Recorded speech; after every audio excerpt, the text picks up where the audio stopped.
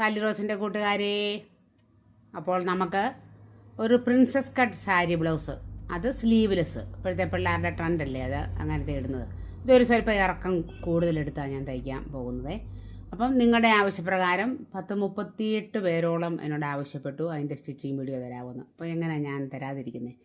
അതുകൊണ്ട് നമുക്ക് കട്ടിങ് വീഡിയോയിലോട്ട് പോകാം. സ്റ്റിച്ചിങ് വീഡിയോ അല്ല, കട്ടിങ് വീഡിയോയിലേക്ക് പോകാം. അപ്പോൾ ഇതൊരു സാറ്റൻ തുണിയാണ്, കണ്ടോ? സാറ്റൻ തുണിയാണ്, ലൈനിങ് തുണിയെ. മറ്റേത് നല്ല തുണി നെറ്റുവാണ്. അപ്പം നമുക്ക് സാരി ബ്ലൗസിൻ്റെ, പ്രിൻസസ് കട്ട് ബ്ലൗസിൻ്റെ നെക്ക് എടുക്കുന്നത് 2.5 ഇഞ്ചാണ് നെക്ക് എടുക്കുന്നത്. നല്ല ഇറക്കത്തിലാണ്, 11 ഇഞ്ച്, തയ്യൽ തുമ്പില്ലാതെ 11 ഇഞ്ച് ഇറക്കം കൊടുത്തിട്ടുണ്ട്. വി നെക്കാണ് എടുക്കുന്നത്. പ്രോപ്പർ വി അല്ല, ചെറിയൊരു യു കൂടിയ വി നെക്ക്. മൊത്തം ഇറക്കം കേട്ടാൽ നിങ്ങൾ ഞെട്ടും. 17.5 ഇഞ്ച് ഇറക്കം എടുക്കുന്നുണ്ട്. അപ്പം നല്ല ഇറക്കത്തിലുള്ളൊരു പ്രിൻസസ് കട്ട് ബ്ലൗസാണ്. 17.5 ഇഞ്ച് എടുത്ത് നമുക്ക് ആദ്യം അതങ്ങ് അടയാളപ്പെടുത്താം. അത് കഴിഞ്ഞ് നമുക്ക്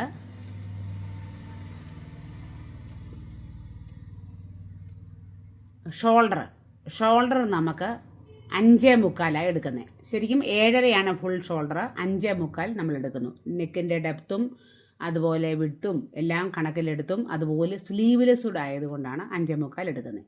അതേ 5.25 തന്നെ ഞാൻ ഇപ്പോൾ തൽക്കാലം ഏതെടുക്കുന്നു? ആം ഹോൾ റൗണ്ടിന് വേണ്ടി എടുക്കുന്ന 5.25. ചിലപ്പോൾ അതൊരു സ്വല്പം കൂടെ വെട്ടേണ്ടി വരും, കാരണം സ്ലീവ്ലെസ് ആയതുകൊണ്ട് കണ്ടമാനം കൈക്കുഴി കയറി നിൽക്കുന്ന അഴുക്ക. അതുകൊണ്ട് ചിലപ്പം നല്ല തയ്ക്കുന്ന സമയത്ത് സ്വല്പം കൂടെ ഒരു ഫിനിഷിങ് സമയത്ത് ഞാൻ വെട്ടിക്കളയും.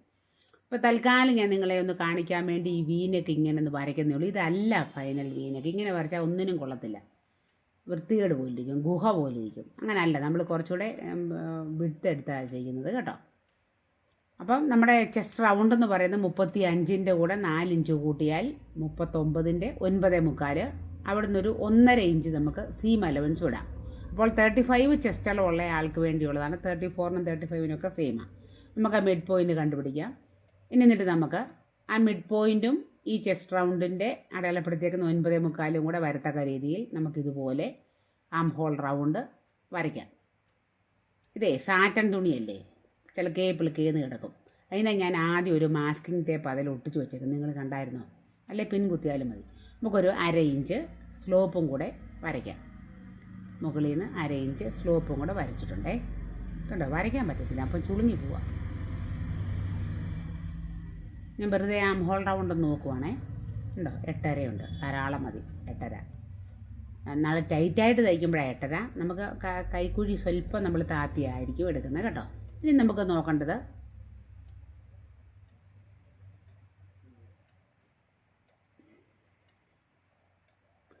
നമ്മുടെ വേസ്റ്റ് റൗണ്ട് 32 അതിൻ്റെ 4/1 8ഉം 1.5 ഇഞ്ച് സീമും കൊടുത്തു.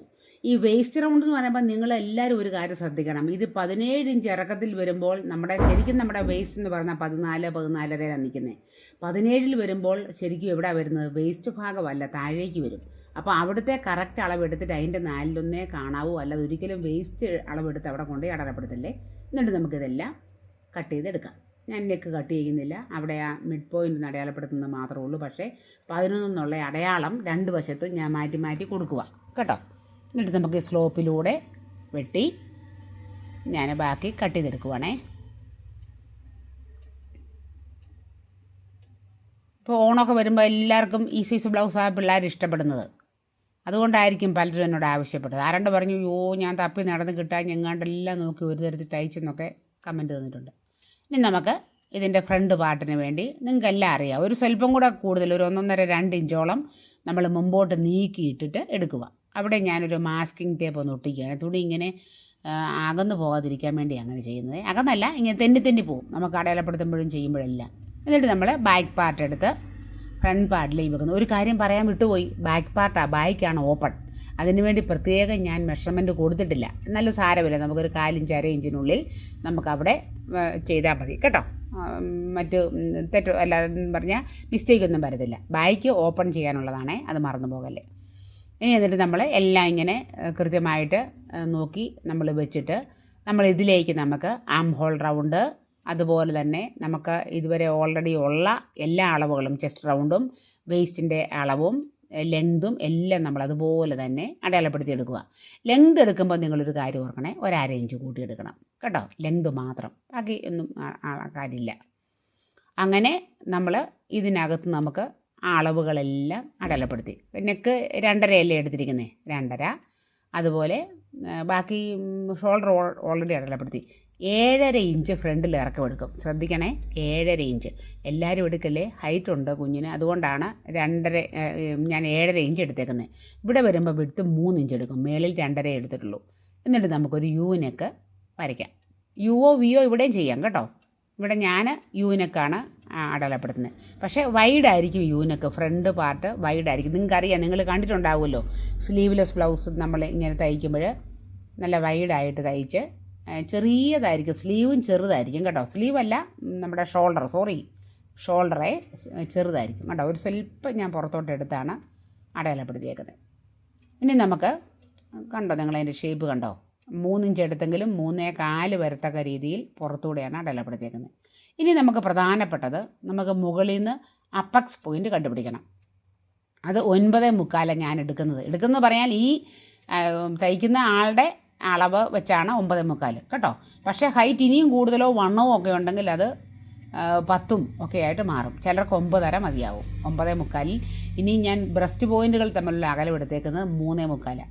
അവിടം കൊണ്ട് വീഡിയോ കട്ടായിപ്പോയി. എനിക്ക് തോന്നുന്നു കോള് വല്ലതും വന്നാന്ന് തോന്നുന്നു. അതുകൊണ്ടാണ് നിങ്ങളുടെ ആവശ്യപ്രകാരം ഞാൻ ചാർട്ട് പേപ്പർ എടുത്ത് വെച്ച് അതേ അളവുകൾ മുഴുവനും ഇവിടെ വരച്ച് കഴിഞ്ഞു.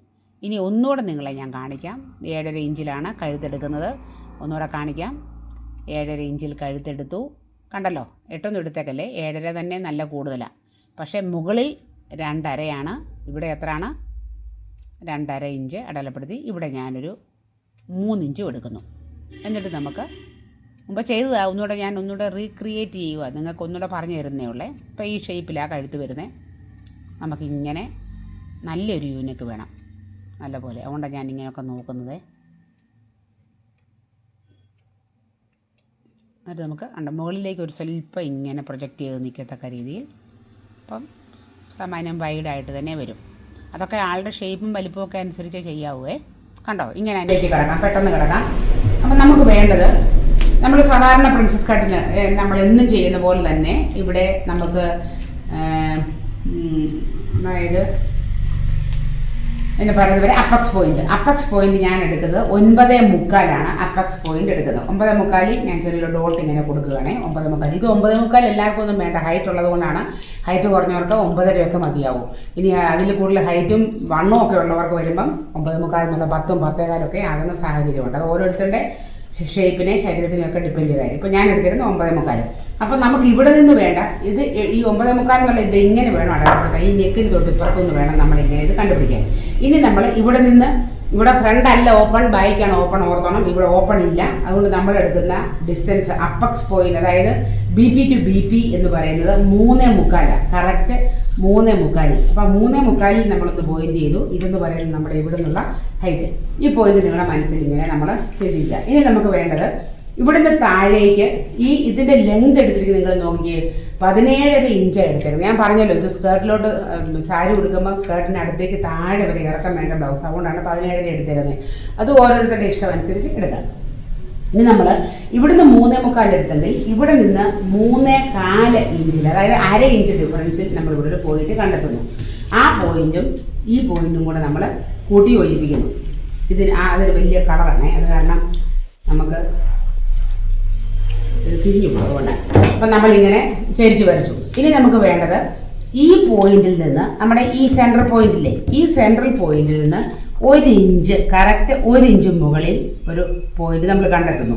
എന്നിട്ട് നമുക്ക് ഈ പോയിന്റും കൂടെ ചേർത്ത് നമുക്ക് ഇങ്ങനെ ഒരു ചെറിയ തോതിൽ ഒരു കേർവായിട്ട് നമുക്കിങ്ങനെ കൊണ്ടുവന്ന് കൂട്ടിപ്പിടിക്കാം. നിങ്ങൾ നോക്കിയേ, കഴുത്ത് ഇവിടെ തമ്മിലുള്ള ഡിഫറൻസ് എത്ര ഇഞ്ച് ഉണ്ടെന്ന് നോക്കിയേ, 1.5 ഇഞ്ചേ ഉള്ളൂ കേട്ടോ. തയ്ച്ച് കഴിയുമ്പോൾ അതിലും അത് കുറയും. അപ്പം ഇത് സ്ലീവ്ലെസ് പ്രിൻസസ് കട്ട് ബ്ലൗസാണ്, ഓർക്കുക. അപ്പം ഇങ്ങനെ നമുക്ക് ഈ ഷേപ്പ് ഇങ്ങനെ വരയ്ക്കാം. ഇനി നമുക്ക് വേണ്ടത് ഈ താഴെ നിന്ന് 2 ഇഞ്ചാണ് നമ്മൾ ടക്ക് കൊടുക്കുന്നത്. 2 ഇഞ്ച് ടക്ക് കൊടുക്കുന്നു. അപ്പോൾ ഒരു കാര്യം ഓർക്കുക, സത്യത്തിൽ നമ്മുടെ യഥാർത്ഥത്തിൽ ഇങ്ങനെ വരുന്ന സാരി ബ്ലൗസിൻ്റെ വേസ്റ്റ് എന്ന് പറയുന്നത് 14-15 ഇഞ്ചിൽ വരേണ്ടതാണ്. ഞാൻ എടുത്തേക്കുന്ന 17.5-ലാകുമ്പോൾ ഒറിജിനൽ വേസ്റ്റ് അല്ല ഇത് സത്യത്തിൽ കുറച്ചുകൂടെ താഴേക്ക് ഇറങ്ങി വരുന്ന വേസ്റ്റാണ് കേട്ടോ. അപ്പോൾ ഇവിടെ അളവ് കൂടുതലാണ്, 33 വന്നേക്കുന്നത്. അപ്പോൾ ഞാനിത് എത്ര എടുത്തു? 2 ഇഞ്ച് എടുത്തു. ഇവിടെ നമുക്കൊരു 3 ഇഞ്ചോളം ഹൈറ്റിൽ നേരെ സ്ട്രെയിറ്റ് ആയിട്ട് നമുക്കൊരു പോയിന്റ് കണ്ടെത്തി നമുക്കതിനെ ഒന്ന് കൂട്ടി യോജിപ്പിക്കാം.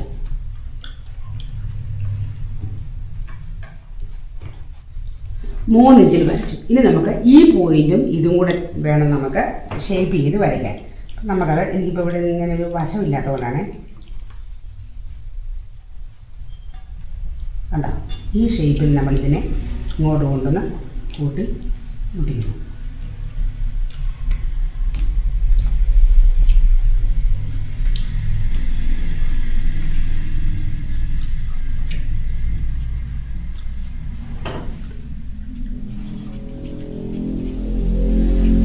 ഇവിടെ കിട്ടിയില്ലേ?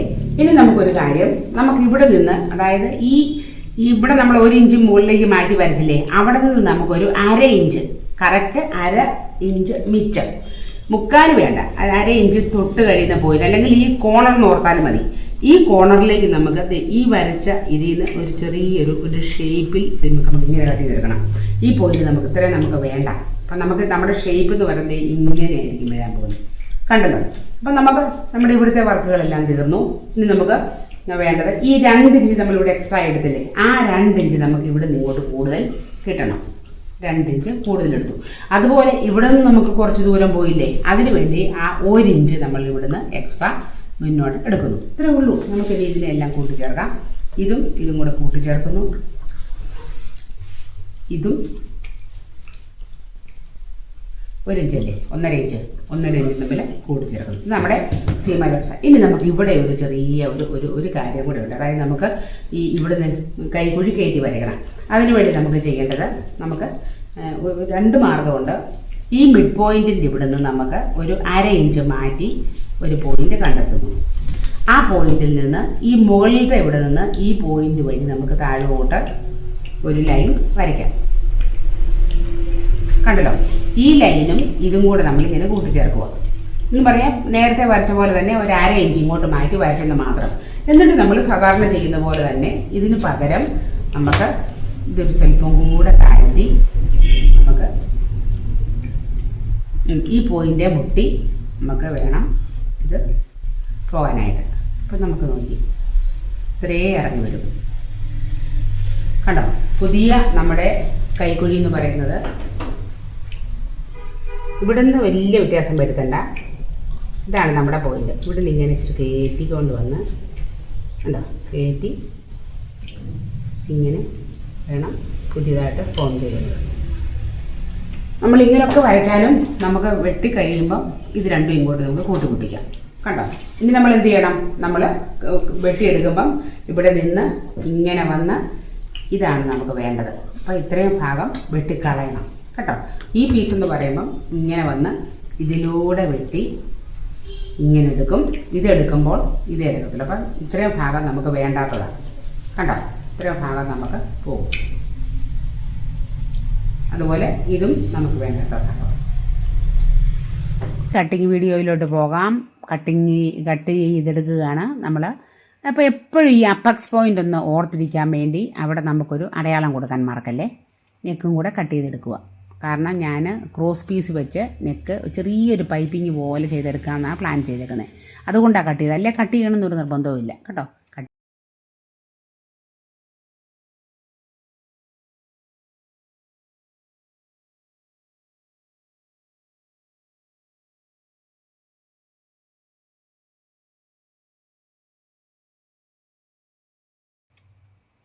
നമ്മുടെ ഫൈനൽ ഫ്രണ്ട് പാർട്ട് ഇങ്ങനെ ഇരിക്കും.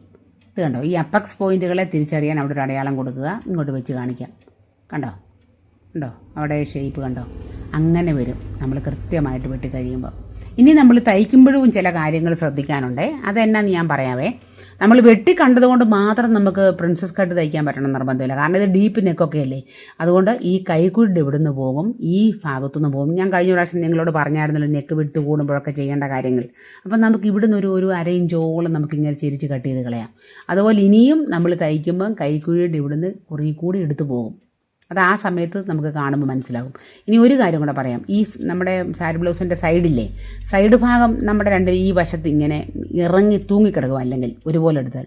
അതുകൊണ്ട് നമ്മൾ ഒരു ഇഞ്ചോളം നമ്മളിങ്ങനെ ചെറിയ തോതിൽ ഷെയ്പ്പ് ചെയ്ത് കട്ട് ചെയ്ത് കളയും. ഇനി നമുക്ക് നമ്മുടെ ഫ്രണ്ട് പാർട്ടൊക്കെ എടുത്ത് വെച്ച് നമ്മുടെ നല്ല തുണിയിൽ ഓരോ പീസായിട്ട് എടുത്ത് വെച്ച് എല്ലാം കട്ട് ചെയ്തെടുക്കാം. ഇത് ഞാൻ ഒത്തിരി കാണിക്കേണ്ട കാര്യമില്ലല്ലോ. അപ്പോൾ എപ്പോഴും നിങ്ങൾ ഒരു കാര്യം ഓർക്കണേ, ഈ ലൈനിങ് തുണി നമ്മൾ കറക്റ്റായിട്ട് വെട്ടിയാൽ നല്ല തുണി എപ്പോഴും എന്ത് ചെയ്യണമെന്ന് അറിയാവോ, സ്വല്പം എക്സസ് ഇട്ട് വേണം നമുക്ക് വെട്ടിയെടുക്കാനായിട്ട്. അത് നിങ്ങൾ ശ്രദ്ധിച്ചോണേ. അങ്ങനെ നമുക്ക് എല്ലാ പാർട്ടും കട്ട് ചെയ്യാം. കട്ട് ചെയ്തിട്ട് നമുക്ക് തയ്ച്ചെടുക്കാം. പിന്നെ ഒരു കാര്യം കൂടെ എനിക്ക് നിങ്ങളോട് പറയാനുള്ളതേ, ഈ തയ്ക്കുമ്പോഴും ഒത്തിരി കാര്യങ്ങൾ ശ്രദ്ധിക്കണം. ഇപ്പം ഞാനീ എടുക്കുന്ന ഫ്രണ്ട് പാർട്ട്, ഈ തുണി അങ്ങനത്തെ തുണിയാണെന്നേ, വലിയ പാടാ, ഒന്ന് വെച്ച് തയ്ക്കാൻ പോലും പാടാ.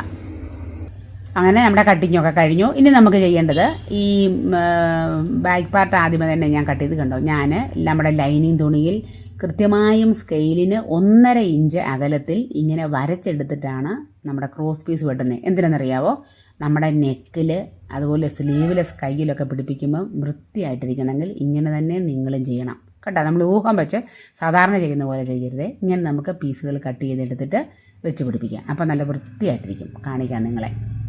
കണ്ടോ, നമ്മുടെ final princess cut sari blouse കണ്ടോ. ഈ നെക്ക്, ഇത് നെക്ക് തയ്ച്ചേക്കുന്നത് കണ്ടോ. അവിടെ നമ്മൾ കട്ട് ചെയ്തായിരുന്നു. ബാക്ക് പാർട്ട് കട്ട് ചെയ്തെടുത്തിട്ട് നെക്കിൻ്റെ ഷേപ്പ് കണ്ടോ, തനി വി അല്ല, എന്നാലൊരു ഒരു യുവിൻ്റെ ഷേപ്പോടെ വരത്തക്കരുത്. ഇതാ ഷോൾഡർ, ഇത്രയേ ഉള്ളൂ ഷോൾഡർ, 1.5 ഇഞ്ചേ ഉള്ളൂ ഷോൾഡറിൻ്റെ വീതി. അത് നമുക്ക് നമ്മുടെ ഇഷ്ടം പോലെ ചെയ്യാം കേട്ടോ. ഷോൾഡറിന് വീതി വേണമെങ്കിൽ ആ സൈസിൽ തന്നെ വെട്ടാൻ ഓർക്കണം. അപ്പോൾ നമ്മളിവിടെ ഇത്ര എടുത്ത് കളയരുത് കേട്ടോ. അങ്ങനെ വേണം നമുക്ക് തയ്ച്ചെടുക്കാനായിട്ട്.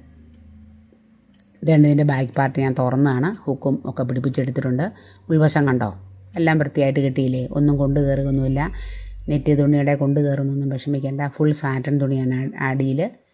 അങ്ങനെ നമ്മുടെ പ്രിൻസസ് കട്ടിൻ്റെ സ്റ്റിച്ചിങ് എല്ലാം കഴിഞ്ഞതാണ്. നെക്കൊക്കെ കണ്ടോ, അതുപോലെ കൈക്കുഴി കണ്ടോ കയറ്റി എടുത്തേക്കുന്നത് കണ്ടോ, അതും ശ്രദ്ധിക്കണേ. അപ്പോൾ ഇഷ്ടമായെന്ന് വിശ്വസിക്കുന്നു. Thank you.